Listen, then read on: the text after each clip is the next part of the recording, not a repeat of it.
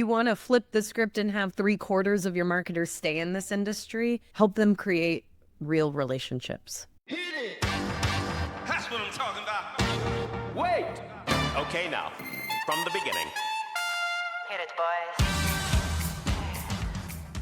Welcome to Higher Ed Pulse, your no-fluff guide to artificial intelligence in higher ed.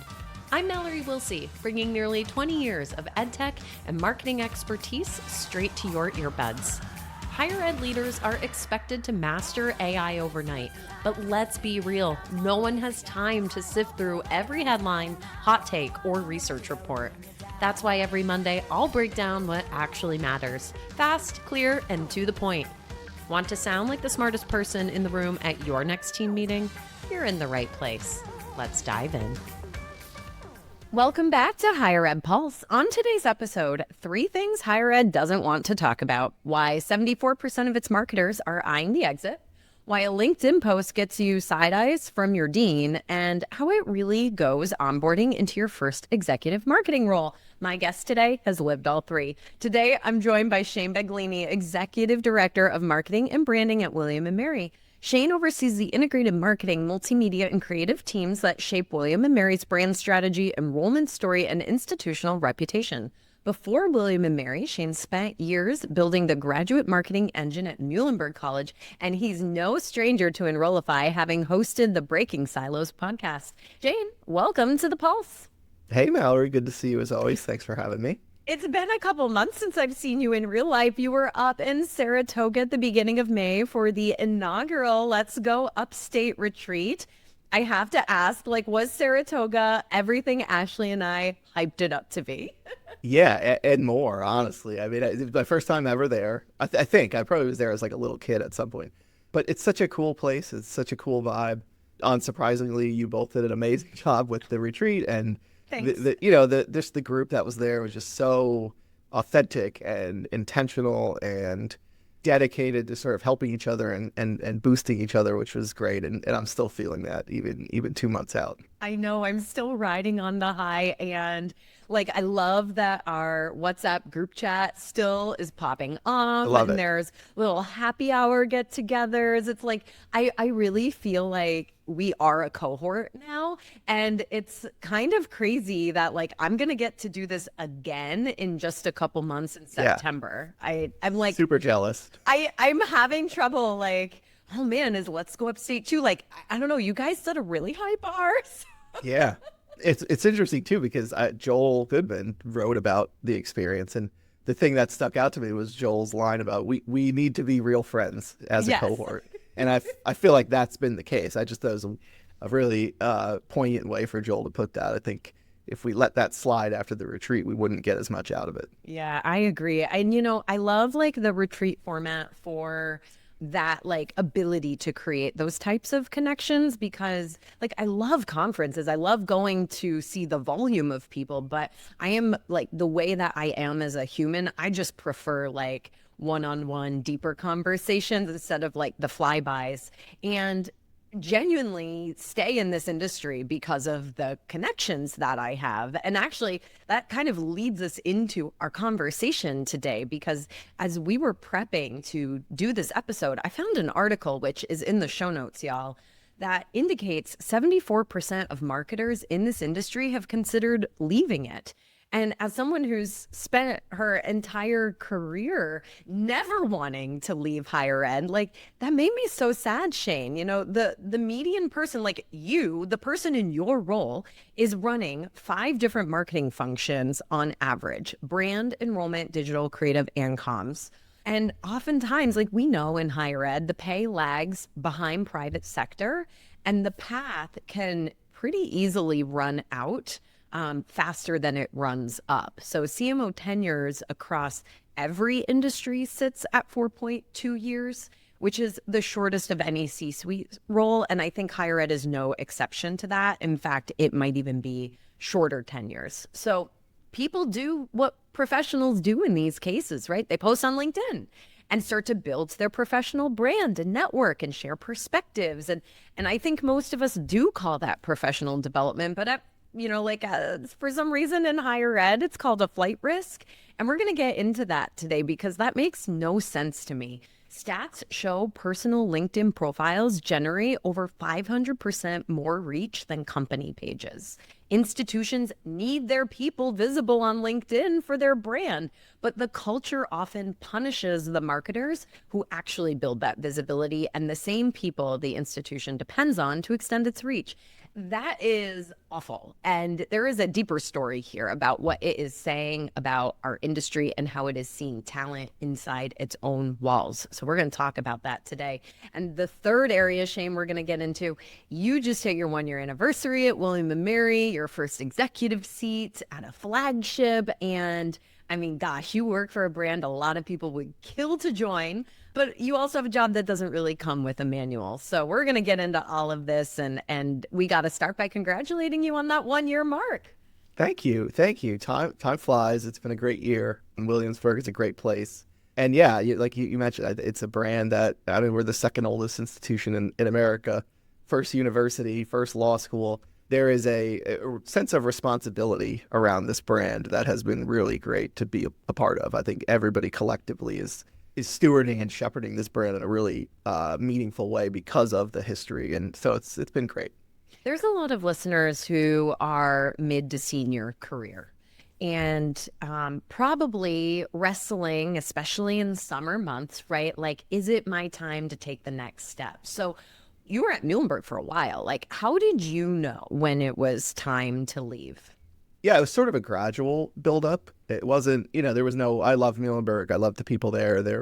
Everybody was wonderful. But, it got to a point, we hired a vice president for marketing and communications not long before I left. And so really there was no room for advancement. And I knew that right away when that person came in.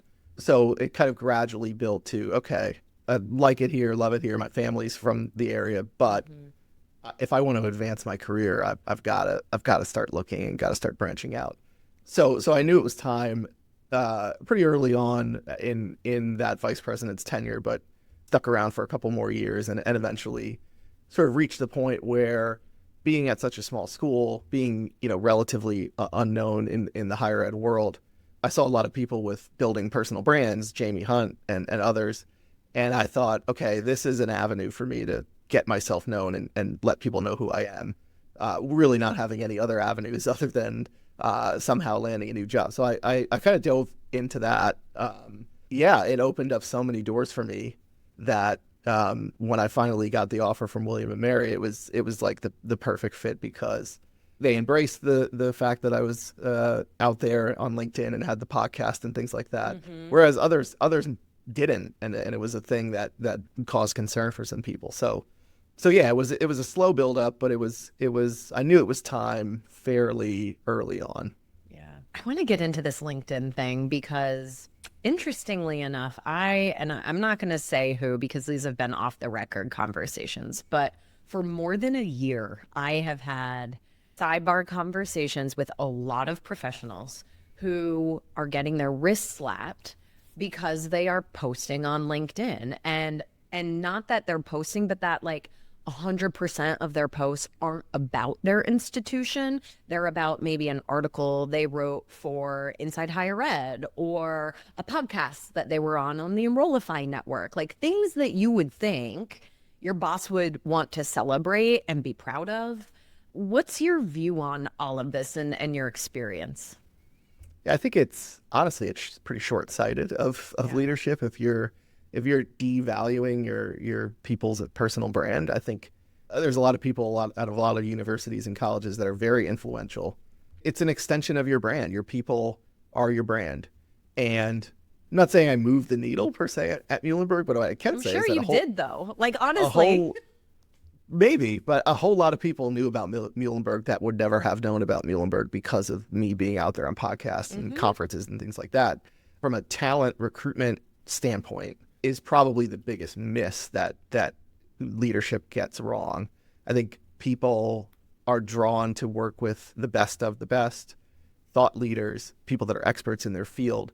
And so when it comes time to post a position, the people with the bigger networks and the bigger signals to be able to raise are going to be really helpful in that process, whether they're hiring or not. It could be could be a colleague's position, it could be something across campus. Having that ability to sort of spread the word organically on LinkedIn to the people that you're trying to reach is huge value. And I think it's short-sighted if we're missing that. You know, and in exact contrast, because our good friend Ashley Budd has been open with me over the years about her role at Cornell and how they have actually celebrated and encouraged her to get out there. I happen to know that her and her boss, Andrew Gosson, like, it was like written into their job descriptions that they were to build their thought leadership, because Cornell understood all the things you just said and understood that if the two of them are out there spreading the word, that like from a profile perspective within the industry among other thought leaders and industry leaders, it's going to continue to elevate the brand of Cornell. And like someone might be listening to this being like, well, Cornell doesn't need that, right? Like Cornell is an Ivy institution with tons of eyeballs on it. And yet that is still the institution who is like writing into people's job descriptions to encourage them to go and be thought leaders. So it like boggles my mind when an institution with less brand visibility takes the exact opposite approach. It just feels very short-sighted.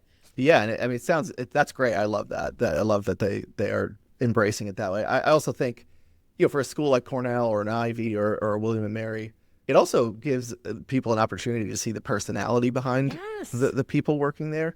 You know, colleges and universities, especially selective schools, can come off as inaccessible, you know, serious, stuffy.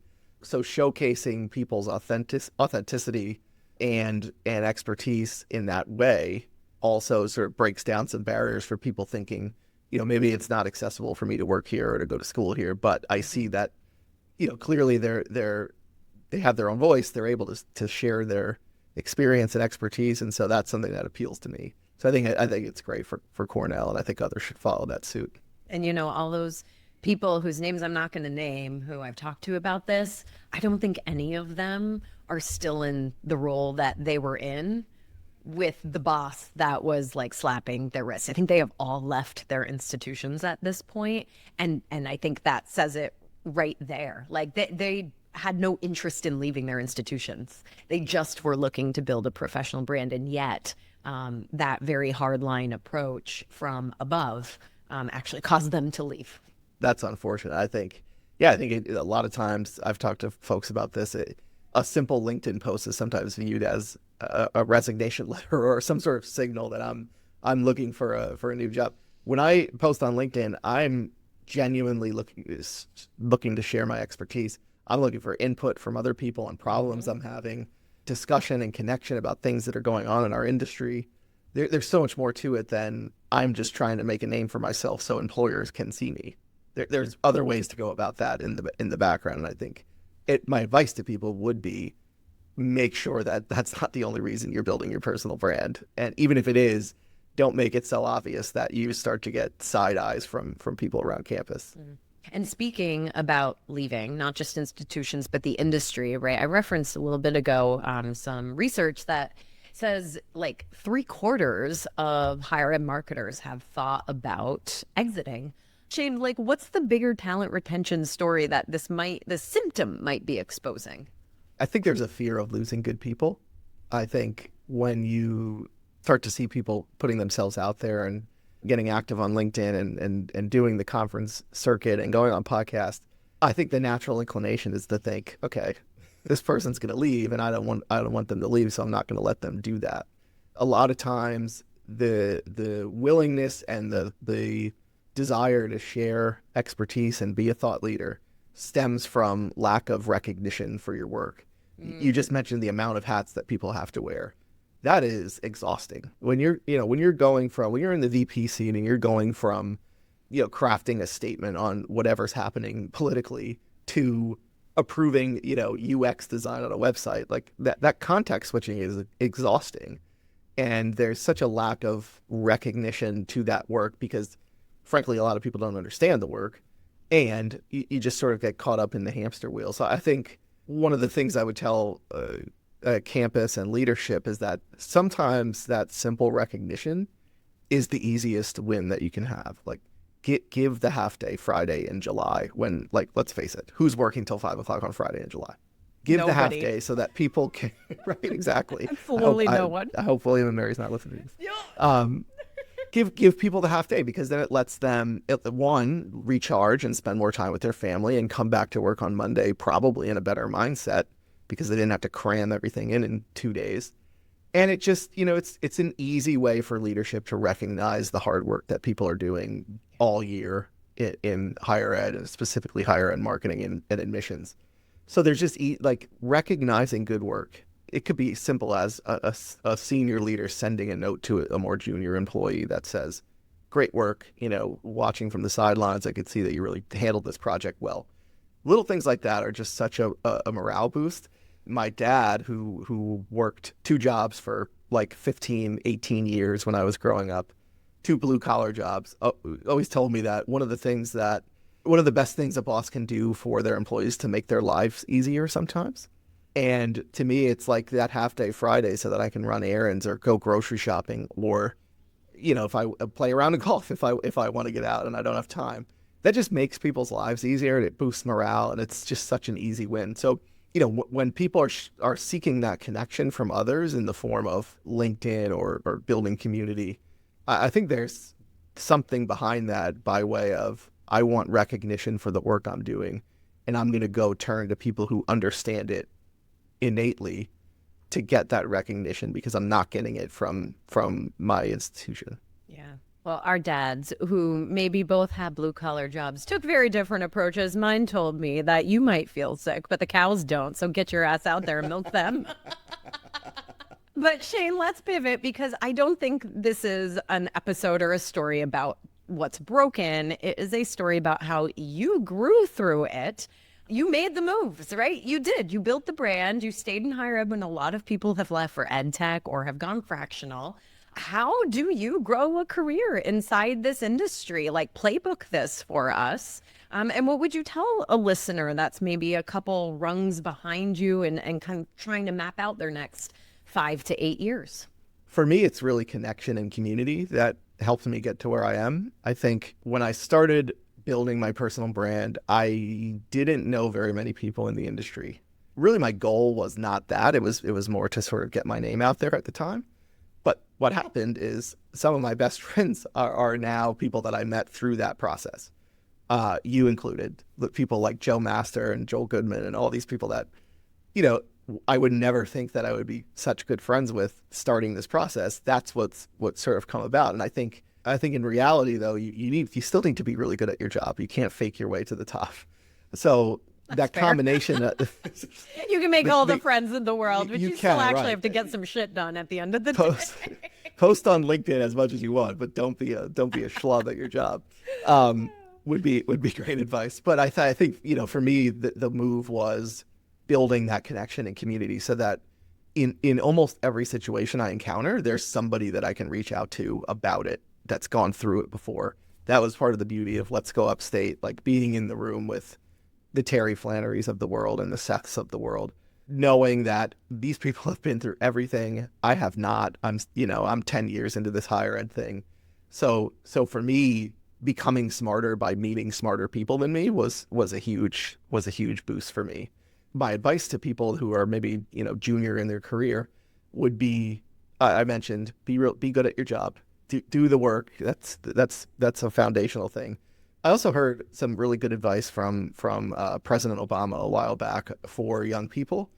And it was twofold. It was sort of, whatever you own, whatever lane you're owning, if you're consistently, killing it, you're knocking it out of the park, you're getting it done, people will notice. People will notice. Leadership will notice. And the second part of that is be the person that has the solution for your boss when there's a problem. Be the person that says, let me take care of that for you. And then actually follow through on that. And, be that person. I always tell people that, to me, the best ability is reliability. So I know that if I'm coming to you, I can rely on you to get it done. Mm-hmm. That's going to go a long way, too, when you're thinking about references, when you're thinking about letters of recommendation from former employers. Building that reputation is super important for younger employees. So owning what you own and crushing it, and then also being the person that's solving problems are two huge things in addition to sort of getting yourself out there. Yeah, I love that advice. It's something I've talked about on air before with Seth back when we were co-hosting this podcast. But like, if you can go find your boss's pain and help solve it. I remember a story Seth told on one of our earlier episodes where his boss at UCLA was like, I need someone to go figure out all this video stuff for me. And Seth was like, oh, I know how to do that. And then spent the next 24 hours like teaching himself how to do it so he could go solve the problem. And like, that's, yeah, I think that kind of energy, like you can't downplay the type of person who brings that kind of energy into the work environment. I also want to push on something that you said, you know, like you feel like you've built real friendships in this industry. And I think we've been talking about that a little bit. Like I certainly have too. And I feel like some people are going to hear that though, or might be listening and might think to themselves, I don't have time for friends at work. I have a job. And I would like to say to the person who might be thinking that, like, you don't not have time to build some friendships at work. Like this is a relationship driven industry. And the best part about a relationship is being in a relationship. It's a two-way street. Like there's the career you might have 5 years from now might depend on the people that you know now. And for me, there is a distinction between networking and friendship. Like they are not the same thing. Networking is very transactional. It's time boxed. Whereas friendships like are enduring. They survive job changes, slow seasons, like and pivots in life. And I think that people who build their career on networking alone sometimes disappear when their title disappears, and people who build their career on friendships like have the ability to pick up their phone and text or call those friends to work through the challenges. And that outside perspective can be really helpful when you're navigating something really challenging in your day-to-day. Yeah, and I think you know, you've seen this firsthand and I've seen it firsthand. When somebody's going through something, you know, if somebody loses their job or there's layoffs or going through a transition, the higher ed marketing community is the quickest I've ever seen to just jump in and help people. Developing those relationships lends itself to that. I think if it's, you know, if I see somebody that's I've met maybe once or twice and it's just a really transactional thing, maybe I'll help, maybe I'll you know, lend a hand. But if it's, you know, if it's somebody like yourself or somebody like that I'm have known for a while and have developed that relationship with, like I'm dropping everything to help you whenever you need it. And so I think you need to be authentic about that, whether it's friendships on your own campus or around the industry. I just think you need to be authentic about what I'm looking to get out of this is community, not you know, a leg up or have you be my reference. I'm looking for somebody, like you mentioned, that I can pick up the phone and call for advice, just to talk, to vent, to commiserate, to talk about shared traumas and do some group therapy. All of those things lend themselves to advancing your career in a way that's going to be more meaningful than if you're just trying to build a network for networking's sake. We're in this moment where everyone's optimizing everything. And I think like we feel like if we're not optimizing things, we're doing it wrong. Like, and you know, no thanks to AI on that, but like, you know, it's remote work, right? That kind of like kills some community. It certainly gets rid of the water cooler. AI just, you know, speeds up the process with everything right now. So it's just like, I think we're just in this sense of like, oh, we have to optimize. And like, if I'm not efficient, I'm not thriving. And it takes a lot for this Enneagram 3 to like say that. I feel like that's some therapy right there. But, you know, I think the people who are going to thrive are going to be the ones with real relationships and who can make those texts that aren't like pitches, but are like true like check-ins or, you know, advice driven, whatever. So Shane, I want to just pivot this conversation a little bit to talk about your role right now at William & Mary. Like this is your first executive seat. The job is different than what you were doing at Muhlenberg. The audience is very different. Certainly the political surface area is a bit bigger. What did that first year actually look like for you? Yeah, it's a lot of learning. I would say the first year, especially the first 6 months, were just intentionally about learning. Again, this is where advice comes in. I read a LinkedIn post from Seth that said, you're going to want to jump in and try to solve every problem, but you need to learn people before the role. And I took that very much to heart. And even if I saw something that was clearly needed fixing, it was more a conversation than me trying to bulldoze people or come in and make sweeping changes. It was more of like, help me understand how we got to this point, and then we can start to work on it together after my first 6 months are done. Because you're drinking from a fire hose, and you're going to want to try to solve there are some easy wins that you can have, but if you're not deliberate and intentional about listening, one, people you're going to have trouble with relationships on campus, which you absolutely need to have. And then two, you're just going to get overwhelmed because you're still learning while you're trying to solve all these major problems that you're seeing, or things that need to be fixed, or improvements. And you're not giving yourself enough time to sort of fully digest the big picture. So the first 6 months for me were learning. And I think, there's a sense of ownership to people's work that it's incumbent upon a new leader to be really considerate of, whether they're your employees or not.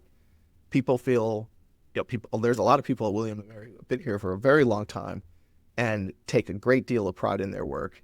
And for me to come in and just be, ruthless about telling them what they need to do differently would have ruined so many relationships. I think if you're coming in an executive seat, being kind to people about what you're seeing is, it sounds simple, but it's really important. I think you could ruin a lot of relationships very quickly by being overly critical in a way that comes off as, I know more than you. Mm-hmm. I got hired because I know more than you.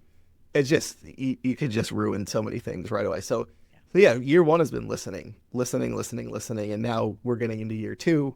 This is where, I'm starting to take action on things and finding the hills to die on that I've found in the first year and have been holding in my back pocket. I'm sort of planting that flag of, I've learned everything I can.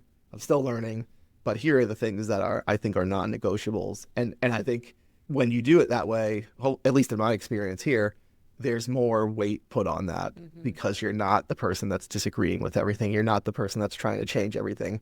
So when you do plant that flag and pick the hill to die on, I think it means a little bit more, because you're just not constantly disagreeing with people. Can you share with us what one of those hills are that, maybe an example of something you deliberately didn't touch in those first 6 to 12 months that you are ready to climb that hill now? Not deliberately not touch, but they were things that I knew were coming. So things like a website redesign, certain pieces of that are things I'm not willing to budge on. So the big things that I knew were coming, I had to sort of keep in my back pocket so that I had some credibility when I started to do those things. I think one of the things that I did not touch that I would not touch again is my direct reports' relationships with their teams. Yeah. I think, I was focused on getting to know them as my direct reports. I'm fortunate, Tiffany. I have two other. We love Tiffany. I have two other great leaders on my team, so I'm fortunate to know that they've built really good teams, and I don't need to touch that. There's no reason for me to get involved. But I will say, in year two, having not touched that, one of my priorities is to have more time spent with secondary and tertiary reports, because you just get sucked up into the full calendar so quickly that you don't have enough time to spend with people. So that's a focus for me, but definitely something that was not broke, and I'm not going to touch it because I don't need to. I think that what challenges a lot of folks as they grow in their career is that they step out of this high performing individual contributor role where they're the best marketer in the room into an executive that is responsible for multiple functions. And I feel like you navigated that transition pretty well. So tell us your secrets. But what had to change? Something had to change in terms of how you spend your time and who you're talking to and the types of things you say yes to that you take on the work for. And I have to imagine that looks pretty differently than maybe what you would have done at Muhlenberg. Yeah, it's totally different. I went from a team of 4 to a team of 22. Dang. So, yeah, right, I know. So the being in the weeds stuff is the biggest difference for me. And this was the biggest, the hardest transition for me to make coming into this job. going from being the person who had all the answers and needed to have all the answers to being the person overseeing the people with all the answers and being comfortable with that. For me, it took a little bit to be humble enough to say, I'm okay saying, I don't know, let me check with blank. Because I know, I just mentioned how great they are as leaders. They're also experts in their field. I know they have it handled. And so I'm not concerned about not having that answer if I don't have it in real time. I mean, certainly there are things that I have to answer for, but the sort of day in, day out in the weeds stuff, managing a team of 22 and having the portfolio that we have in university marketing here at William & Mary, I cannot be in the weeds on everything. I can't be reviewing every email. I can't be looking at every, social post. So yeah, it was a big transition to go from being the person in charge of all that on the ground to being the one setting those people up to succeed. So that to me was the biggest difference. I think just, feel fortunate to have a team like that. Not everybody has that luxury, but yeah, the biggest transition from a small school and a small staff to a larger school and a larger staff was sort of developing that humility to say, I'm not going to have every answer and I'm going to be okay with that because I know my team does. So when you were podcasting on Enrollify, your show was called Breaking Silos. And I mean, we developed that show together. So I know that you felt very passionate about that. You named it Breaking Silos for a reason. But that was when you were at Muhlenberg. Now you're in this executive seat. And I'm curious if your perspective has changed on the topic and, in particular around what breaking silos actually requires. No, I don't think my perspective has changed. I think the biggest thing I learned from the show was that the best relationships between marketers and people across campus were the ones where people genuinely liked each other and got along, where people were friends, they were having drinks together, they were having coffee together. Their relationship was not transactional, kind of like we were talking about here. They're authentically building actual relationships with the key people that they need to have relationships with. So that was the biggest thing I learned at the time from the show, and it's still the case even at a much more. It's probably more the case at a larger institution like William & Mary because there are so many people that finding the key strategic partners and really, really working on relationships with them, in my estimation, is the best way to break silos across campus. So close us out with this, Shane. If a president or a cabinet member is listening right now and they're in a scenario where they feel like they're losing their best marketing people left and right, or maybe they're confused about why their CMO is always on LinkedIn posting about their Enrollify podcast or whatever it might be, what is the advice you would give to that president about the shift that they need to make in their mindset? Yeah, I think my advice would just be embrace your people as thought leaders. I think, again, that takes a level of self-awareness and emotional intelligence that most great leaders do have. If you're losing your best marketing people, odds are it doesn't have much to do with the work. I mean, I think we all enjoy what we're doing and we stick in this industry for a reason. More likely, it's some sort of system or process or frustration that's happening in their work that's causing them to consider leaving. I think people don't leave jobs necessarily; they leave cultures and their managers. And their managers. So I would tell leadership to take a good hard look at your culture if you have people leaving, because there's probably something bigger at play than you're even aware of outside of thinking people are just looking for more money. Usually it's something unrelated to the work. Well, Shane, this went by so quickly.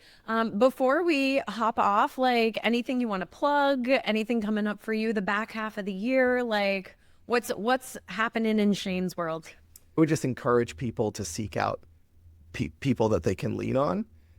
We were having a conversation, not you and I, it was me and Dan Giroux at Upstate about, moments that we can trace back to how we got to where we are. And the one for me, Mallory, is you. You may remember this part, but we met when you first started at Element 451 on just a random kind of client call that I was late for because I was buying World Series tickets. And so, but that was sort of the start of our relationship. And the fact that you were still working at Element 451 a few years later, you nominated me for Emerging Marketer of the Year at AMA. Your willingness to put your name behind mine, your sort of reputation behind mine, to me, for me, is the moment that I trace back to being here right now. It totally changed my profile. People knew who I was, which subsequently changed my job, getting to William & Mary, which subsequently changed my life, because now here I am, and my family's in a better position and doing the things that we love, and we're in a great place to live. So first of all, thank you.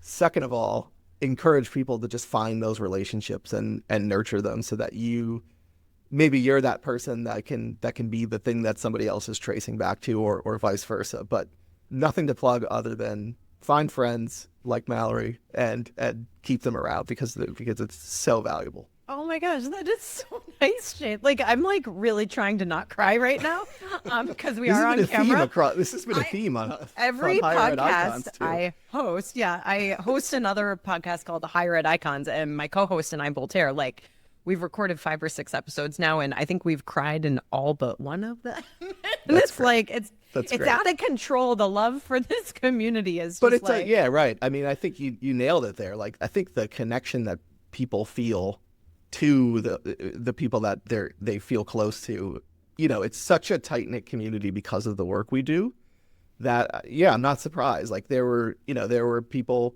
that I've at Upstate that I've known for 2 days that are like, I'm getting teary-eyed because I'm saying goodbye. I've only known you for 2 days. Yeah. So I think just sharing that sort of similar background is what makes this community so special. It's amazing. I mean, yeah, you want to flip the script and have 3/4 of your marketers stay in this industry, help them create real relationships, right? Yes. Like that. Yes. That is how we make that stat change. Yes. Wow. This was amazing. Thank you, Shane. Thank you for the very kind words. That's going to stick with me. And wow, this was just really great. Listeners, if you want to find Shane, hop on LinkedIn. He's everywhere. And we look forward to seeing you next week. Bye-bye.